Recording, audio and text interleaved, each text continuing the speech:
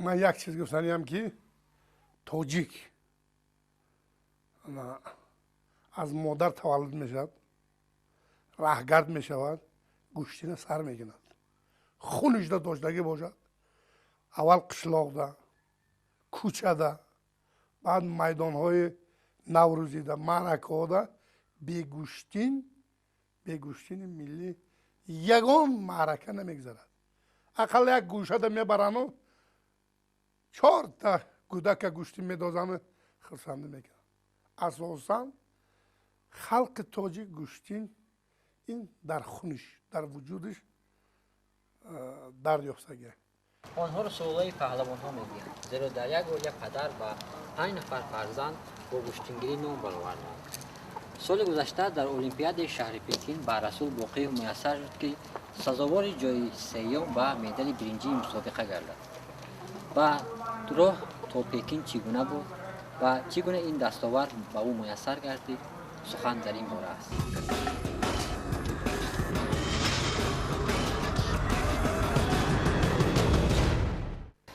چرا شما گوشتین را انتخاب کردید؟ یکم سبب دیگر بود؟ پدرم که پهلوان هست، ما خواستیم که همین کسب پدر را آموزیم و همین سبب است که ما همین گوشتین را انتخاب کرده همین ورزش را مشغول شدیم. از سال 1999 اولین بار من چمپیون جمهوری تاجیکستان شدم و در رشته گوشتین ملی. بعد سال 2000 سال من چمپیون تاجیکستان شدم، چمپیون ریسپوبلیکا در نماد گوشتین زودو. از همون سالها که من باز член сборной команды عضو команды کچین تاجیکستان شدم. از سال اون همه تجهیزاتی که شما در مسابقه های گوناگون دنیا صاحب شدید، پدرتان یک مسابقه مخصوصی ترتیب دادن. موضوع نه فقط برای اهل عائله مخیف رو، بلکه برای تمام تاجیکستانیانی که میخواهند از همین اولویت هایی که ما به دست آوردیم با خبر باشند، میتونن اومدن موزه تماشا کردن. بسیار موزه خوب، بسیار خاطرایی، بسیار چیزای نظر اونجا جای گرفته بگم. وقتی که به همین مسابقه وارد میشوید چی احساس میکنید؟ تماشا میکنم همون زحمت های مشقایی که ما میکشیم و فکر میکنیم که همونقدر نتیجه، همین خواهر و همینقدر سال موفقیت دارد. شما اونجا توانستید بعد از آوردن.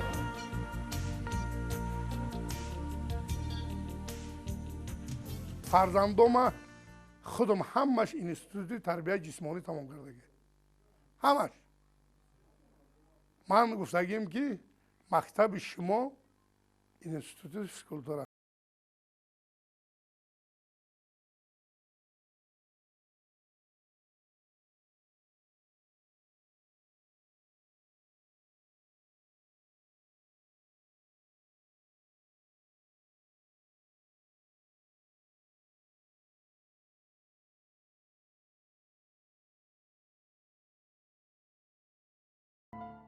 در برابر مشق کردن مثلا شما این همچون مربی نیست فعالیت داره.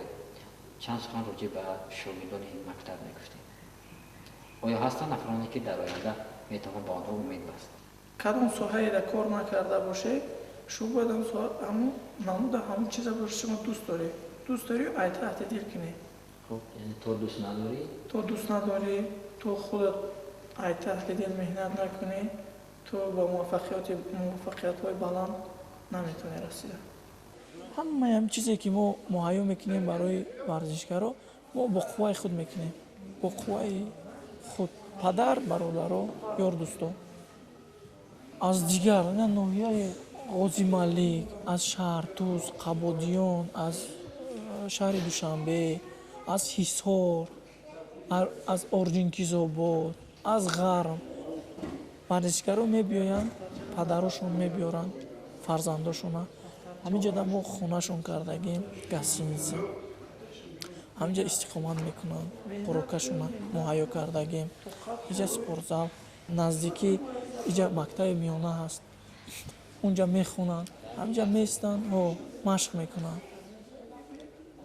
و در آینده من فکر میکنم اینجا یک مکتب ورزشی، مکتب میانه که میتونن جوانان در اونجا تا صنف 11 رو خوندن، اینجا مشق کردن، اینجا نام گرفتن.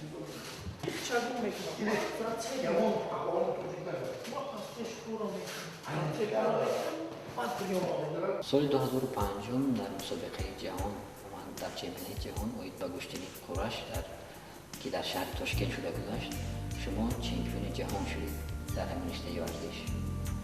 خب این موفقیت چگونه به شما دست داد؟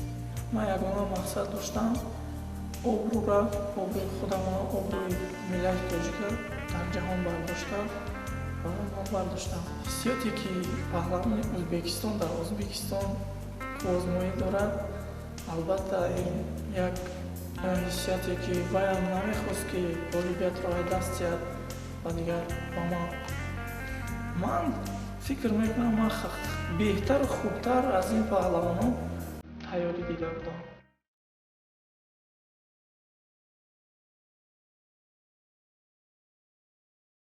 شب و روز فکر میکردم که آبروی ملت کدام ساخه من میتوانم بردارم. رستم باقیف 16-17 را بود نگرده رویخط به المپیاد اتلانتا گذشت، همینجا رویخط گرفته بود. از همینجا تا مناظر 31 در آمدن چمپیون آسیا شد، چمپیون مملکت های غرب آسیا شد. خب رویخط المپیاد گرفت. خب آسیای میانه بین 5 ریسپوبلیکا دولت قهرمان شده، هم گوشتین ملی هم گوشتین جودو. ایوای دا بالاتر علیشیر باقیف بود، وای چمپیون آسیا، دو کرات چمپیون آسیا، هم گوشتین جودو هم گوشتین ملی کراش. نباشه رستم باقیف وقتی که چمپیون جهان شد 3 ثانیه ماندن ده گریک پهلوان گریک 3 ثانیه ماندن ده مغلوب کرده چمپیون جهان شد. در ازبکستان که چمپیونات جهان از گوشتین ملی کراش بود، رستم باقیف رسول باقیف بین 7 وزنده دو تا از تاجیکستان چمپیون جهان شده.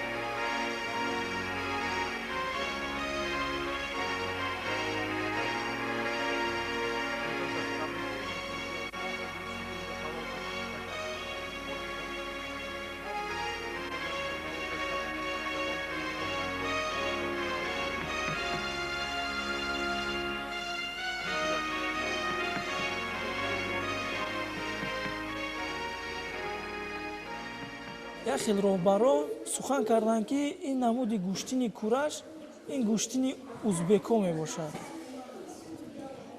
من فکر میکنم این خطا است، برای آنکه گوشتین جودو این گوشتین ژاپنی هستند. این ژاپنیا این گوشتین رو تشکیل کرده گیان، قاعده کرده گیان. گوشتین سامبو این گوشتین بگم دولت روسیه است و من فکر میکنم که گوشتین کورش بگم گوشتین تاجیکی گوشتین ملی خودمون میباشد. رسول بر این پهلوانان تیار کردن 8-10 سالگی دارد، ولی آینده ما نمیدونیم که باز صاحب مدال المپی میشویم نمیشویم. برای مهنت کردن سالهای طولانی دارد. سیندو چی حکمت دارد که شما را قدم خود جمع کردن، مثلا دیگر رشته گوشتین بیشتر زودو شما جمع کردن؟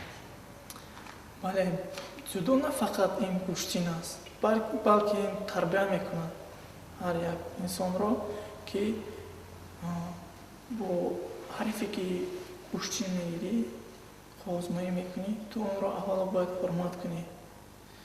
شما باید هیچ وقت як касбе ки шумо дар як толор омӯхтед ин касбро дар дигар ҷоҳо паҳн накунед то он вақте ки устод иҷозат надиҳад. ҳурмату эҳтиром ба калонон ва устодон беҳтарин чизост дар куштини ҷудо. ҷудо худ ин як фарзанди одамро биён, ҳар як марде ки дар ин намуди варзиш машғул аст, машқ мекунад, худро барои баъд пеш рафтанаш мумкин нест. قبل از برگزار شدن المپیاد شما در کشور برزیلیا در یک مسابقه با نفوذ جهانی شما راحت را به دست آوردید.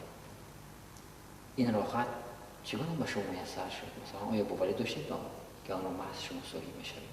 یکی از بهترین مسابقه برای من میباشد که در آنجا دو برادر من اشتراک کردند. علیشیر بقیب در وزن 100 کیلو، رستم بقیب در وزن 66 کیلو. لحظه‌های فراموش نشونده. بعد از آن که من به جای سیوم سزاوار شدم، برادران من اشک شادی ریختند و مرا در آغوش گرفتند و مرا تبریک کردند. بهترین لحظه‌های فراموش نشونده من همین است. من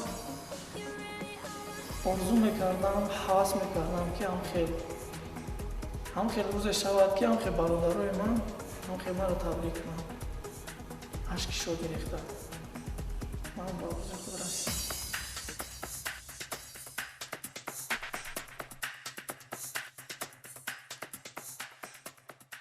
خب بیا یادآور میشیم چند لحظه در دلایل به هنرنمایی شما در شهر پکین از مسابقه اول تا با لحظه آخر پهلوان یکم کنگوگی.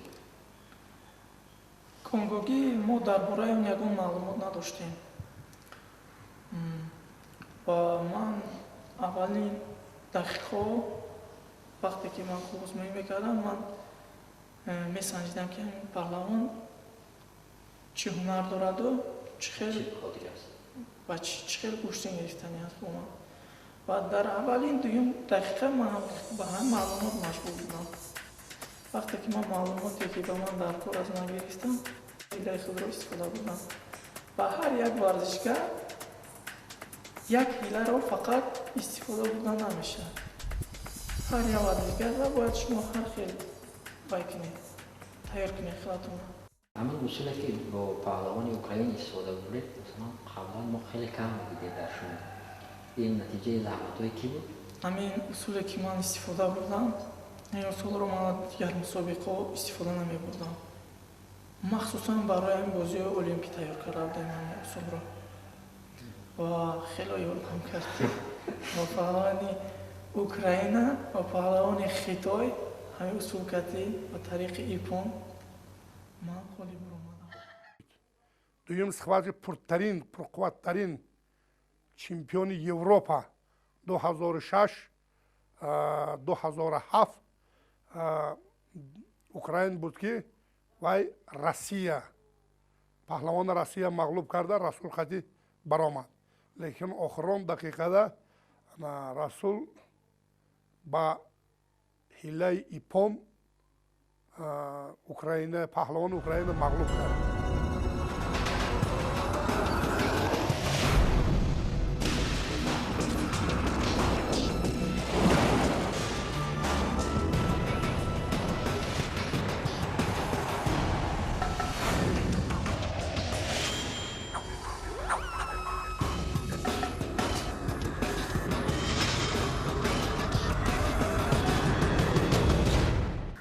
درباره خیتایی هم معلومات نداشتیم. این گویا که چخیلی که من این اصول رو بجا کرده یکی استفاده بردم برای ویا این یه نایگری بود. خیتایی رو من فکر کردم. پهلوان شما موندم و پهلوان بقوت لیکن وایشون تجربه شون کمتر. یعنی که تجربه به شما کمک کرد. تجربه به من کمک کرد.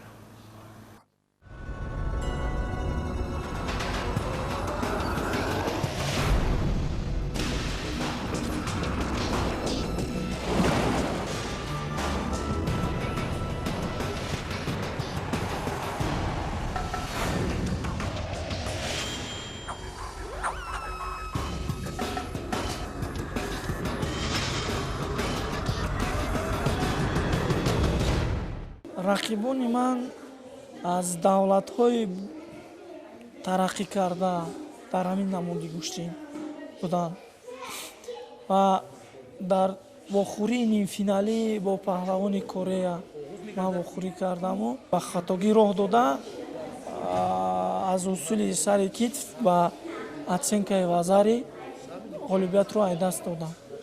Lekin ana Южный Корея чемпиони ҷаҳон қати. Ana выход в финал гӯштӣ мегирад.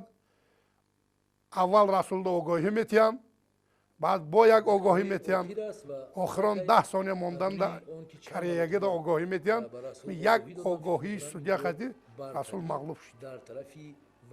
ҳамин чизоро гап намезанам. Расул боқӣ мағлуб шуд. Лекин чӣ хел мағлуб шуд? ҳамин чизоро гап намезанам. ягон ҳиссу ягон афсӯс хӯрдан барои ман нест. варзишгар беҳтар хубтар тайёрӣ дида будасту ғолибиятро ба даст овардааст. خب بعد جای سوم مصاحبه شده با پهلوانی بلگیایی. بلگیا اینم یک آزمایی فراموش نشونده است. سال 2000 بلگیایی رو میشناختید؟ سال 2008 در آلمان با همین پهلوان من آزمایی نموده بودم در بخوری بالافینالی. نه در اونجا من باید داده بودم. از حسابی داورا من باختم. در اینجا من بهت میخواستم این پهلوان رو مغلوب کنم و باز زیادتر میخواستم که مدالی بازی المپی رو به دست بیارم. همین به من یادم کرد. وقتی که شما در همون مسابقه صاحب جای سوم شدید و به منبر برآمدید چه احساس داشتید؟ بعد از که من در اون جایی که به ما مدال رو تقدیم کردم و من در اونجا می ایستادم و بعد من حس کردم که من همین در حقیقت به همین جا سزاوار شدم و من در بازی المپی هستم. و باز یک لحظه فراموش نشونده است که президент Озарбойҷон ба ман гул тақдим карда бо забони модари худамон маро табрик карда бо муваффақият. چی گفت؟ گفتن تبریک میکنیم شما رو، بهترین ورزشگر هستید.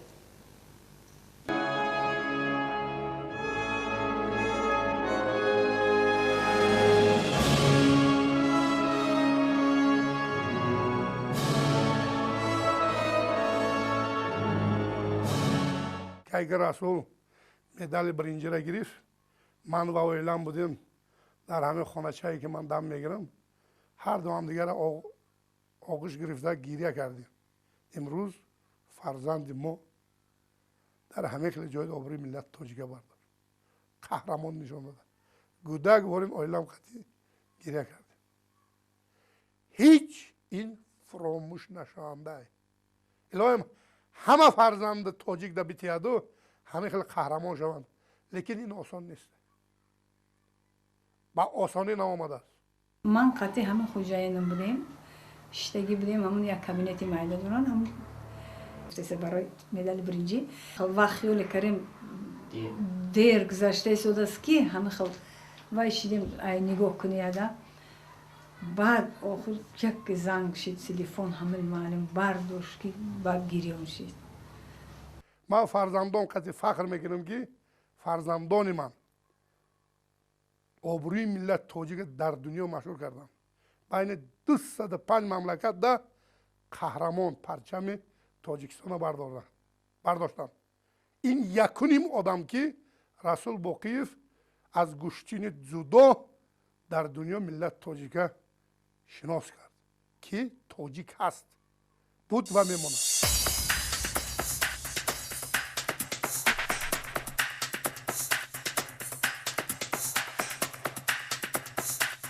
пешвоз гирифтан манро ҳамин бародарони худ, ёр дӯстон, наздикон, роҳбарон пешвози нағз гирифтанд. хуб табрикот ҳама спонсорҳое ки моро дастгирӣ мекарданд дар бозиҳои олимпӣ, компанияи Билайн, Вавилон ва дигар компаниҳо, ман хурсанд ҳастам. Куштингир аввало бояд ҳурмату эҳтиром кунад. Агар хоҳад ки ба қутлаҳои баланди варзишӣ расад, аввало устодро наранҷонад. Падару модар ҳеҷ вақт фаромӯш накунад, бо дуои падару модар гардад, марди хоксор бошад ва ватани худро дӯст дорад, барои ватан, барои миллаташ хизмат кунад. Хеле инсоне ки ҳамин ҳиссият дорад дадро, иншоалло ба нияту мақсадаш мерасад. خب ما برای پیشرفت گوشتین چیه؟ اگر خواهیم که ما در چمپیونات‌های جهان، در دیگر بازی‌های المپی ما غالبیت به دست بیاریم، ما باید استادانی که تجربه هم خیلی مسابقه را داشتگیم استادا را ما باید تکلیف کنیم. ما باید بخیلی نکنیم با آنها. بله، ما باید با ورزشکاران اعتبار کنیم. اهمیت چیه؟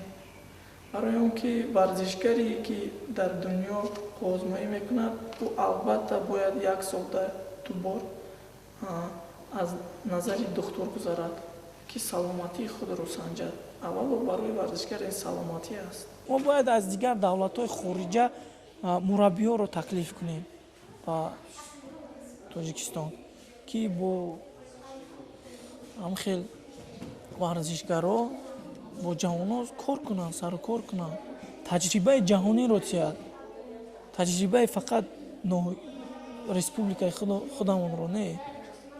ما باید حرکت کنیم در دنیا.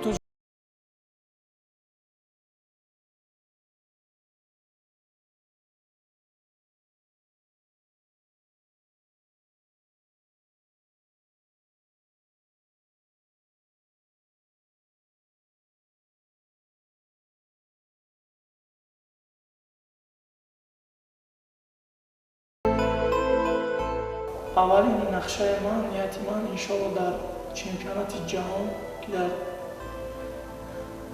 دولت گالندیا میگذرد، در آنجا انشاءالله غالبیت رو به دست بیارم که چمپیون جهان شدم. تشکر می‌کنیم با شما و امیدواریم که بازم با هنرنمایی خود، با دستاوردهای نوبتی خود، خاطر هموطنان و هم اونهایی که شما رو میشناسند شاد باشید.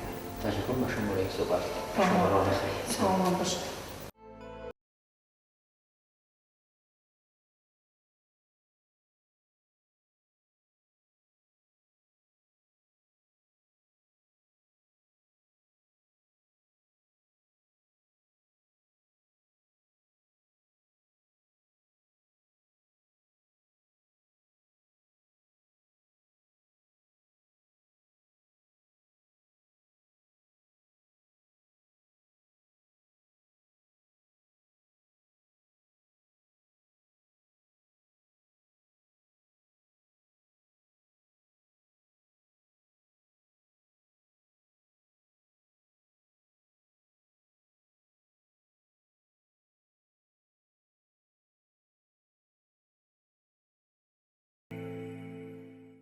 اصلا زندگی ما به مثل زینه‌راه است که گاه از آن بالا می‌رویم و گاه پایان.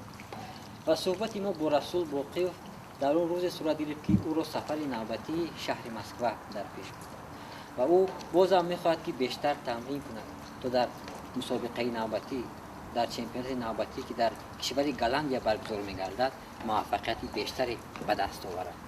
و ما باشیم در اینجا در بحرش قرار می‌خواهیم.